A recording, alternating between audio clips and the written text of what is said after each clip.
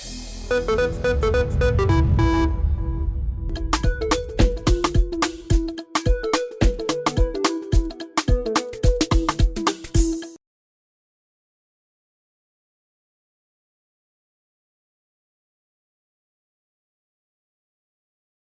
fait un pari stupide il y a quelques années, c'est que j'ai dit que je n'utiliserai jamais, jamais, jamais Facebook. J'aurai jamais un compte Facebook.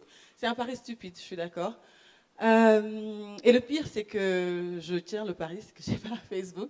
C'est horrible à dire et oui, c'est horrible à dire et j'ai très, très honte en fait de le dire, surtout devant un public aussi digitophile. Et la réalité, c'est qu'en fait, il y a des jours où je le regrette, il y a des jours où je me dis, bon, bah, c'est complètement stupide. Alors, pas pour la perspective de sharing ou de mise en scène de soi que Facebook offre, parce que je pense que là-dessus, Facebook a un petit peu has-been, mais pour toutes les opportunités nouvelles, assez inattendues en fait, que les réseaux sociaux vont offrir, particulièrement en Afrique. Donc, c'est ce point-là d'inattendu que je veux surtout développer. Inattendu parce que soit c'est tellement rapide en termes de technologie qu'on ne s'y attend pas, soit c'est tellement innovant et tellement différent et tellement ingénieux que bah, on ne s'y attend pas non plus. Et, ou les deux d'ailleurs. Et en réalité, on me dit quelque chose que je n'arrive pas à suivre. Et en réalité, c'est tout là la beauté en fait du digital. C'est cette capacité à pouvoir casser les codes, à pouvoir apporter des choses très nouvelles, très différentes, et cet opportunisme très habile en fait que nous Africains nous avons de disposer des réseaux sociaux. Donc en fait, le digital en Afrique, il est très différent des autres modèles en réalité, des modèles, des références occidentales en particulier. Notre modèle digital en Afrique, de par sa rapidité, de par l'accès qui est complètement mobile-centric, autour du mobile, et par ses formes, est en rupture avec ce que le monde occidental a connu. Et le premier élément, ce que ça m'amène à dire, c'est qu'en fait, les modèles économiques et les façons de faire en Occident ne peuvent pas être les mêmes dans ce contexte-là. Le premier insight vraiment que je veux partager dans cette journée, c'est que sur le plan technologique, on a parlé de bons et je pense qu'on l'indiquait dans la présentation en amont, mais la réalité, c'est qu'en fait, sur le plan technologique, dans le domaine digital, à plus d'un titre, on fait les choses différemment en Afrique et c'est ça qui est très très passionnant. L'Afrique trace sa propre voie et montre en fait, même à d'autres pays, un modèle digital qui est totalement différent. Et dans cette perspective-là, le point qui est important, c'est qu'en fait, il faut oser, il faut se départir de ce qui se fait ailleurs, d'oser de nouveaux modèles, des choses extrêmement innovantes, et de profiter en fait de cette culture de la débrouille-nous qu'on a pour changer les codes. Donc clairement, quand on parle digital, et le point que je vais développer aujourd'hui, c'est sur le e-commerce et les opportunités inattendues en fait, que le e-commerce, à travers les réseaux sociaux, offre aujourd'hui. Le e-commerce n'est pas en reste sur cette problématique d'innovation. Quand on parle de réseaux sociaux aujourd'hui, et ça ce sont les chiffres alors sur une base de population internaute. On a voulu savoir quel était dans cette problématique justement et dans cette dynamique de changement des usages des consommateurs, quelle était la proportion de personnes qui faisaient maintenant des achats online, qui achetaient des produits et des services. Et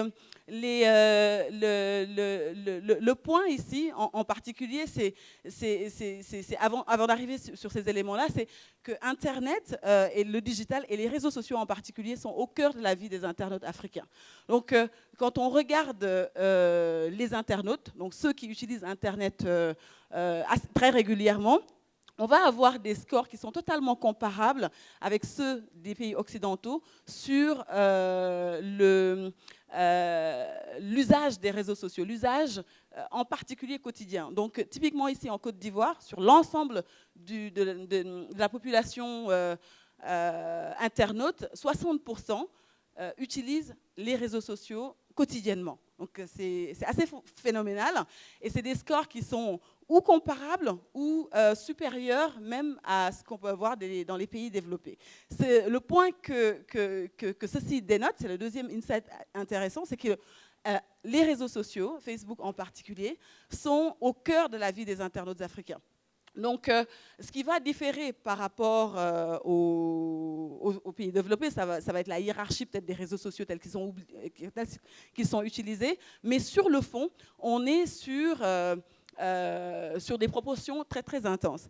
Et quand on parle précisément de réseaux sociaux, le nombre moyen de réseaux sociaux, c'est le même, les proportions sont fortes. Et dans ce qu'on fait, on est sur les mêmes, la même nature de choses effectuées. C'est de l'inspiration qu'on cherche, c'est des infos, c'est des transactions. Le point qui nous concerne là aujourd'hui, en perspective qui un peu change la donne, c'est comment on fait les transactions. Donc clairement, comment on fait ces transactions-là sur Internet, comment est-ce que les usages en termes d'achat évoluent et comment le e-commerce évolue en Afrique, c'est le point qui va être vraiment intéressant à regarder en prospective. Quand on regarde le e-commerce, la proportion d'individus qui utilisent, qui font des achats en ligne, on va avoir 63% au global, qui va être tiré par de grands pays très, très, très digitaux comme la Corée du Sud, etc. Les pays développés qui vont être à 47% sur la base de ceux qui utilisent Internet, bien entendu. Et on va avoir en Côte d'Ivoire 7% sur la base de ceux qui utilisent Internet, le Nigeria 11% et le Kenya 23%. Mais ce qui est fondamental ici, c'est qu'on a une croissance d'année en année qui est extrêmement forte, qui est très très élevée. Et cette croissance est drivée par un détournement en fait, des réseaux sociaux. Donc d'un e-commerce qui est fait via les réseaux sociaux et via Facebook en particulier.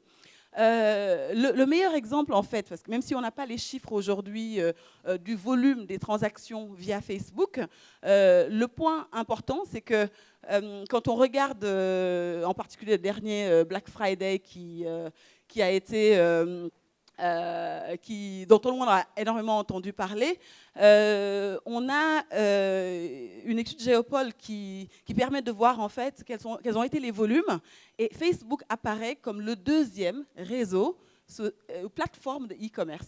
Et ça, c'est vraiment fondamental et phénoménal parce qu'on connaît Facebook pour... et le e-commerce serait une extension naturelle à la communication, à la pub.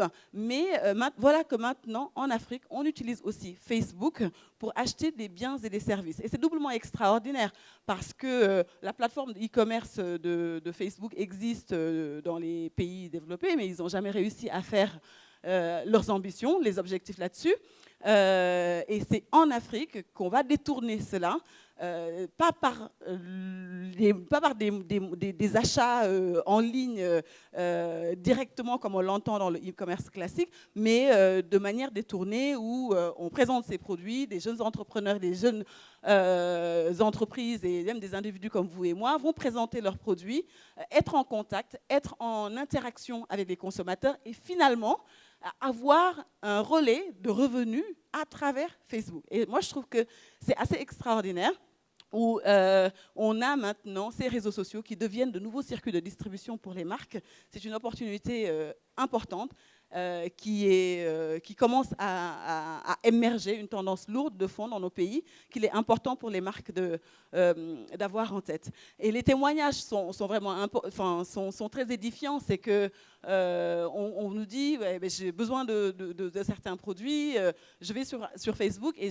j'achète via Facebook. Et ce qui est phénoménal, c'est qu'en fait, ça challenge énormément de les grands géants établis comme Jumia, qui ont des moyens tout aussi importants, mais qui aujourd'hui sont énormément fragilisés par ces achats sur Facebook. Et il n'y a pas que Facebook, il va y avoir aussi WhatsApp qui génère la même chose en termes d'intérêt, en termes d'engouement. Et je pense que le point important pour WhatsApp, ça va être en particulier au Nigeria, sa capacité à pouvoir relever cette barrière de la confiance qui est le bottleneck qui est le frein majeur au e-commerce. Donc WhatsApp a réussi en fait à faire relever cela et de plus en plus de ventes, de transactions se font à travers ces réseaux sociaux-là. Et clairement, en perspective, ce que ça nous dit, c'est que les réseaux sociaux, c'est probablement la boutique du futur en Afrique, surtout quand on voit que Facebook, par exemple, sur des scores, quand on évalue le territoire et les forces, on est sur des index très, très, très élevés dans tous les pays africains sur la capacité de ces réseaux sociaux-là à permettre d'acheter des produits et des services et d'acheter en réel avec un contournement très agile du paiement en direct. Donc clairement, ce que ça nous dit, c'est que les réseaux sociaux, ils sont détournés autrement. En prospective, c'est une opportunité commerciale immense pour les marques. C'est un nouveau circuit de distribution qu'il faut envisager. C'est important pour les marques d'avoir ça en tête, à l'esprit, et de pouvoir activer cette opportunité-là bien avant les autres et de gagner cet avantage de first mover. Et enfin vraiment en synthèse, pour clôturer, je pense qu'il y a 2 leviers complémentaires qui peuvent permettre d'accélérer cet usage des réseaux sociaux comme circuit de distribution. Ça va être le marketing d'influence. Bon, ça, on en parlera largement, je pense, au cours de cette journée. Il est en vogue. Il permet de pouvoir profiter davantage de cette opportunité. Le deuxième, c'est la vidéo. Je pense que la capacité à mettre en streaming live des vidéos sur les plateformes avec les produits à vendre, ça permet clairement d'avoir une stratégie see now, buy now qui va vraiment changer la donne et qui représente une immense opportunité pour les marques et pour les individus et les auto-entrepreneurs. Donc voilà.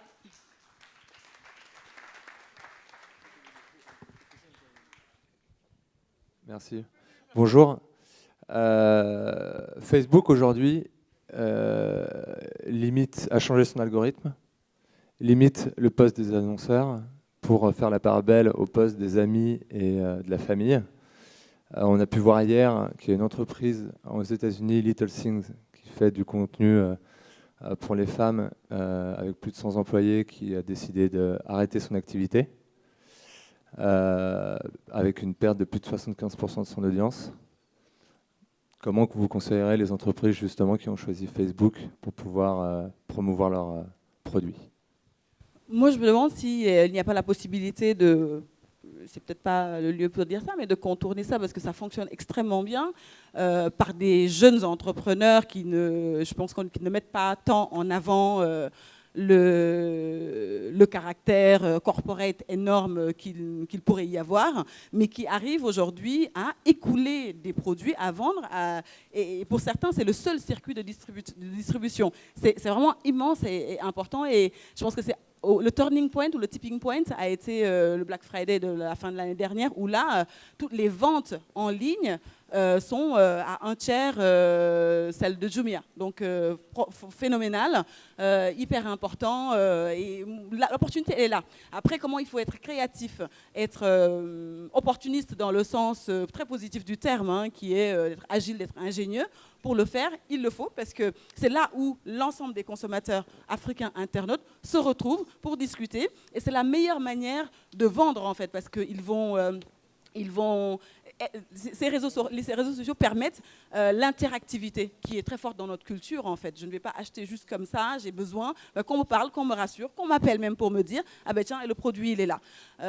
Donc je pense que c'est à nous, marketeurs, vendeurs, forces de distribution, de voir comment on peut contourner ça pour faire écouler les produits. Je sais que WhatsApp, la version business, est en test et qu'elle va arriver, mais même sur les versions actuelles, il y a des choses à faire et qui sont en train de se faire. Et l'idée, c'était ça, c'est d'ouvrir la perspective sur ce qui est en train de se faire et qui est une tendance montante, et de voir comment réfléchir, à pousser la réflexion un peu plus loin pour unlock tout ça.